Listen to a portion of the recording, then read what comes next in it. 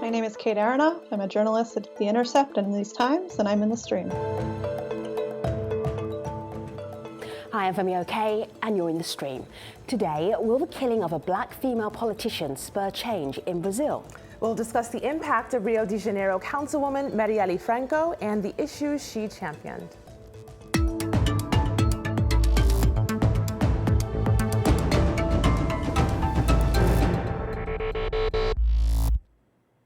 She was elected in 2016 and became the only black woman in Rio de Janeiro's city council. Marielle Franco, a 38-year-old human rights activist, was a vocal feminist, a lesbian, and a black Brazilian born in a favela. She was seen as a rising political voice for marginalized communities and people affected by poverty and violence. Last Wednesday, shortly after leaving an event on black women's empowerment, Franco and her driver, Anderson Gomez, were shot to death in what officials believe to be a targeted killing. Franco was shot 4 times in the head. Since her death, tens of thousands in Brazil have protested with the intent of keeping the social issues Franco cared about in the public eye. So today we want to discuss the impact this story is having. Joining us from Rio de Janeiro is Cecilia Oliveira, a contributing editor with The Intercept Brazil. In Sao Paulo, activist Jamila Ribeiro. And in Austin, Texas, Kristen Smith, associate professor of African and African diaspora studies and anthropology at the University of Texas, Austin. Welcome to the stream, all of you. I want to start online with the way that this incident, this killing, has reverberated across the world. Marielle Franco's name was mentioned nearly 1 million times online. You can see it on my screen here, and that's since her death on March 14th. 60% of that traffic came from Brazil. The rest mainly came from the US, France, Argentina, and the UK, really showing how global this conversation has gotten. I want to share a tweet with you from someone who explains that. This is Steph. She says, Marielle and Anderson's deaths are so impactful because they were so brazen and cruel, intentionally squandering black, favela, LGBTQ excellence and hope with bullets. She goes on to say that this killing of a black LGBTQ woman who did everything, quote unquote, right to amplify marginal voices is perverse, and that's why her name, now uses the hashtag, is resonating in Brazil and elsewhere. Jamila, when you see the impact that Marielle's work has had and people telling these stories and sharing her work across the world, what do you think of that, and why do you think that that is? Yes, Marielle, she was a very non-activist for us, especially for Black women, Black feminists in Brazil. I knew Marielle. We have been together several times, so for me it was very shocking and desperate to know about her death. But also Marielle, she had important work on favelas in Brazil. She was like a way to people from favela to speak about the police violence and about the military intervention. So I think people who shooted Marielle didn't imagine how she was important and the impact of her death in a moment that Black women in Brazil, you can say that, are leading the social movement. So we are several women around Brazil speaking about this, and Marielle was an inspiration for a lot of these women. But also I think how Marielle was important to people from favela in Rio de Janeiro, how Marielle was courageous to speak about all this kind of violence. And it's important to say that in Brazil you have this idea, still have this idea that it's not such a racist country, that Brazil is not so violent. The racial democracy myth created this idea that in Brazil it's not a racial problem, or it is only a social problem. Mm-hmm. But Marielle's example that it's a racial, social, and problem in Brazil, in a country that in each 23 minutes a young man is killed by the police. Mm-hmm. So Marielle was doing this kind of denouncing, this kind of violence So that's why I think people are so, in Brazil, are going to the streets every day. Sure. We are having riots in Brazil, mobilizations every day, because Marielle speaks for us, for invisible people, for the people that are killing. Jamila, let me just bring in some other video here. I want to bring in some video from France, Spain, Germany. These are all people mourning the death of basically a local councillor in Rio. Kristen, when you see these pictures, when you heard about what happened on March the 14th, your initial reaction was what? My initial reaction was that I was devastated, because I knew that she was much more than just a local councilwoman. She represented, in many ways, the face of the kind of new Black global movement against police violence. She represented the face of Black feminism, global Black feminism. She represented the face of a young Black women's generation that's taking the lead in the fight against patriarchy and white supremacy and all forms of oppression, imperialism, etc. And so that's exactly why people around the world have really clamored in order to mourn her death, because she was so much more than just a local councilwoman. She really was.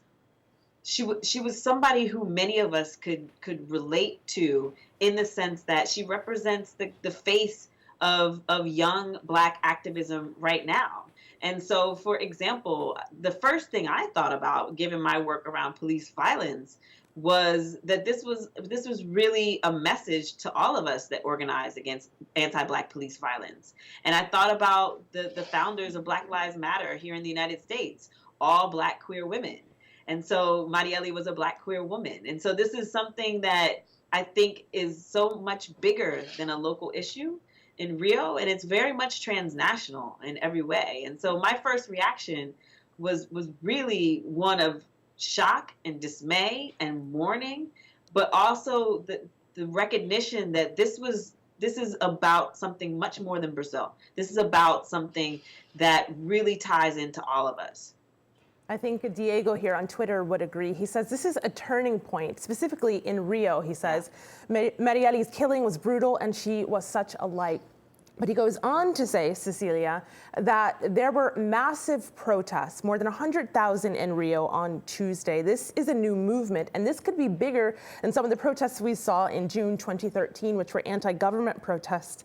Cecilia, I know that you knew Marielle for about 9 years, and you were at one of those vigils marking her death on Tuesday. What was that atmosphere like? And what was that like for you?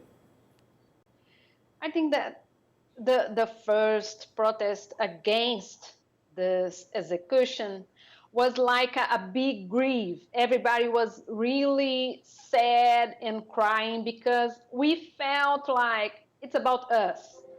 We can be the next one. And was terrible. But when you see the last protest, like yesterday, you can feel that we are stronger now. We are here to be the next Marielle on the power. So we have, when Marielle was elected in 2016, we elected also in Belo Horizonte, in the state close to Rio. We have Áurea Carolina. And we have another Marielle in Niterói, here in Rio. She is Talíria. So it's the time to be new Marielles on the power. We lost Marielle, but we are raising more Marielles. These people who killed Marielle, maybe they think that, oh, it's just Marielle and now it's gone. And don't. It's not this way. We have more Marielles coming. And this is election year in Brazil. And these people has to be prepared to see more Marielles in the power because we are stronger now. I just want to say something in response to that. I think that That's just absolutely right. I think that this was clearly a message that was being sent to all of us that organize around these issues, that all of us that are organizing for Black women, to all of us that are organizing against kind of oppressive regimes of power. And contrary to what her executioners want, this is not going to silence everyone. This is just going to create more Marielles. And I love that. I think that's really beautiful, because what they want is to not have any more Marielles, but that's exactly the opposite of what they're going to get. But I think it's important to say, yes, we are creating more Marielles, and it's wonderful, but not only Marielles on the institutional politics. Absolutely.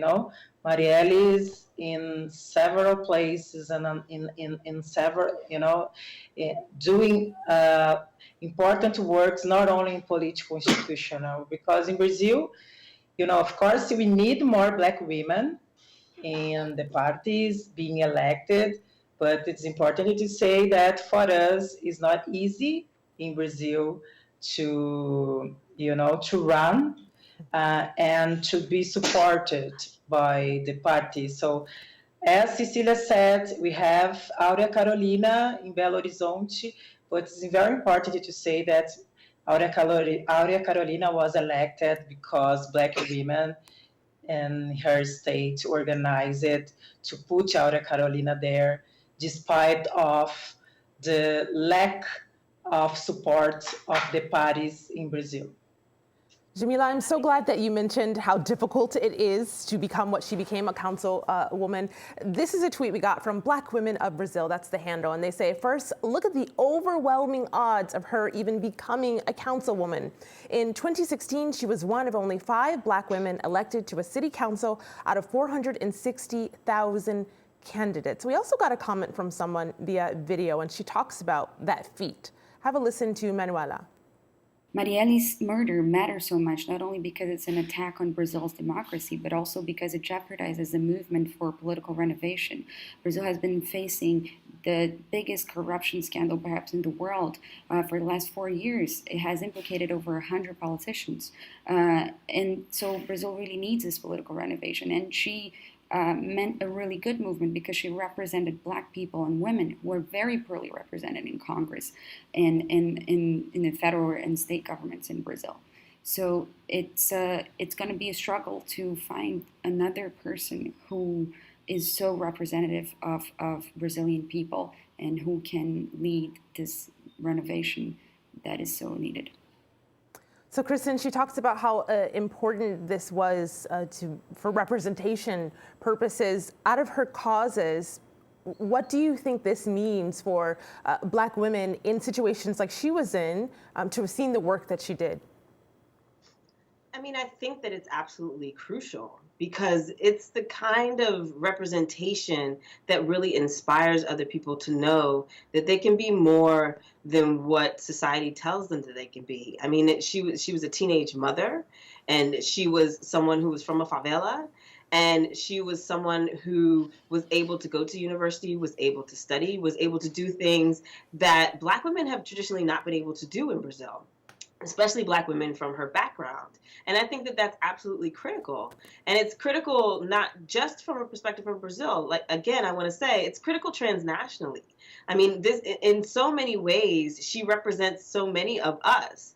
I was talking about her to my class, which is on Black women here at UT the other day, and I was talking about her being a teenage mother, and I was talking about her growing up in a favela in a working class community, and I was talking about her going to university and getting her degree in sociology and then going on to run for office and all of those things. And my students who are from Texas, and many of whom have never left Texas, could identify with that. My Black female students could identify with that. And so what does that tell me? That tells me that this is something that is inspiring to Black women everywhere. And it's something that people are going to be able to look at her and look at her memory and say, this is something that I can do. And I'm not going to let people who try to shut us up stop me from being what I want to be. And I think that's really important. But I also, I really want to echo what Jamila said. I don't want us to romanticize it, though. I don't want us to feel like, everybody needs to be in the political parties and running for office. That's not really what this is about. I think this is really about, what does it mean to speak truth to power? What does it mean to stand up and say, no, you will not shut me up. You will not silence me. You will not get rid of my voice. I can speak up and I can be counted. That's really what she represents, more than just being a politician. I mean, I think it happened to be that politics was her way of doing her things, but she could have easily chosen something else and still been as important and as consequential. Ladies, I want to play this for you and for our audience. This is Marielle's Facebook page. Can you believe that on the day that she was murdered, she did a Facebook Live, she streamed it, and it was about the black empowerment of Brazilian women. Have a listen to this. It's in Portuguese, but I want you to see. This is the last time that we see her on video. Falar sobre vários assuntos, já que essas mulheres, meninas, jovens movem muitas estruturas. Eu fui You see that vibrant face on all of the protesters and the rallies. Her face is there, Marielle's face, this powerful black Brazilian woman. When she's looking at the empowerment of black Brazilian women, Jamila, what is her legacy in that field? Because there are so many issues that she covered and she cared for and she fought for. But for black Brazilian women, what's her legacy? Yes, I think it's, Marielle, she was very important for us because she was very aware of the importance of intersectionality. So Marielle, she was a lesbian woman, she was Black woman, poor woman, and she was also trying to create space for trans people. So Marielle, she spoke and we spoke for us, for a lot of us that in Brazil are still invisible. So I think it's very, her legacy, it's especially for young Black women in Brazil, it's not to be threatening, you know. Marielle, she was very brave and she was a very, and at the same time, she was a very kind person. And I think her legacy is the way that you can't be in silence anymore, especially in a country that Black women are still struggling to be treated as human beings. So her legacy is, you know, for all of us, it's something that cannot be erased. Although conservative people here in Brazil are trying to create fake news about her, a lot of things they are saying about her that are not true. But despite of all these fake news, Jamila, as we're on international TV right now, what's not true? What's the fake news? What are you talking about? Oh, they are saying that Marielle was, you know, a drug dealer, something like that, or she was married with a drug dealer, that she was killed because she was involved with the crime, organized crime in Brazil, you know. Despite of, you know, even if she was, all these things that they are saying, it's not it cannot justify her death, but it's not true. So they are trying to create a lot of fake news about her because they are very, all the mobilizations, all the media coverage are, in certain way, these conservative people are not enjoying all this. The world is talking about Marielle. So, but despite of all these things that these people are doing, her legacy is done, and you know, she will be alive in our memories, in our way to fight against racism and sexism in Brazil. You know, part of her legacy, people online are telling us, is the fight against corruption and specifically police corruption. This is Wendy Muse on Twitter, who says, in the case of Marielle, many have rightfully argued that her murder was to send a message to poor people of color like herself and those she represented that they shouldn't speak up. Another person writes in on Twitter, Sierra, says it's been very somber in Brazil now. There's still a lot of speculation as to whom the message was for and what it was supposed to say, speaking of the killing. But Marielle's death has also put the spotlight back on police brutality, in particular against Afro-Brazilians and favela residents. Cecilia, this is one of the things that a lot of people are talking about. The fight against the militarization of Rio, the fight against corruption in the police force. Where do you think that fight stands right now? That's an important point because Marielle has been working on this behind the lights for the last 10 years because she used to work with a huge deputy here. He is Marcelo Freixo, and he's leading a commission that used to investigate the huge militias here. So Marielle used to work with this. And it's important to point that militia, it's a huge thing in Rio. It's impressive because militia here, they elected people, they have big commercials here. So this is a huge thing here. And it's important to point that we have this light in this point about militia, but we had to point that Marielle also used to fight because this war on drugs, of course, it's make victims about police cops also. And the drug dealers and the poor cops, they was born in the same neighborhood.